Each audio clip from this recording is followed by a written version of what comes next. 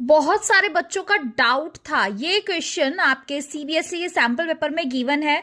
Using the given information complete the table. Data given है 2014 to 15 and 2016 to 17। Nominal GDP 6.5 and 9।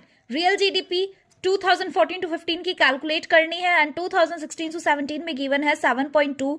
GDP deflator जिसको हम price index के name से जानते हैं, ठीक है। 14 to 15 में गिवन है 100 एंड 16 17 में गिवन नहीं है। ये ऑप्शंस हमें गिवन है, 4 ऑप्शंस गिवन है।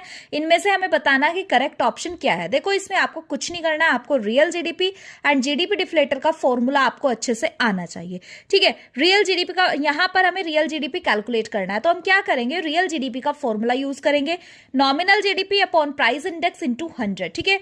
नॉमिनल जीडीपी की वैल्यू है 6.5, प्राइस इंडेक्स की वैल्यू कितनी है 100, ठीक है। 100 से 100 कैंसिल हो जाएगा तो 6.5 यहां पर रियल जीडीपी निकल करके आ जाएगा, ठीक है। क्लियर है।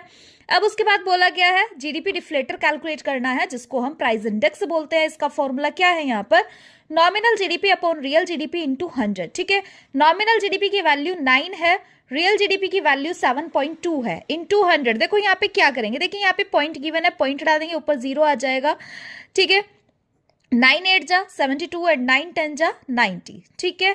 तो क्या आ जाएगा यहाँ पे 1000 एंड डिवाइडेड बाय 8, ठीक है। तो 1000 को बस 8 से डिवाइड कर देना है और हमारा आंसर निकल के आ जाएगा। देखो अभी क्या है, हमें यहाँ पे फर्स्ट नंबर पे रियल जीडीपी कैलकुलेट करने के लिए बोला गया। देखो हमें यहीं से ही बस पता लग गया है कि आंसर क्या है, हमें आगे कैलकुलेट करने की रिक्वायरमेंट भी नहीं है। एमसीक्यू क्वेश्चन है, 1 मार्क में पूछा गया है, तो यहां तक हमें कैलकुलेट करने की रिक्वायरमेंट है ही नहीं, आंसर हमें यहीं पता लग गया है।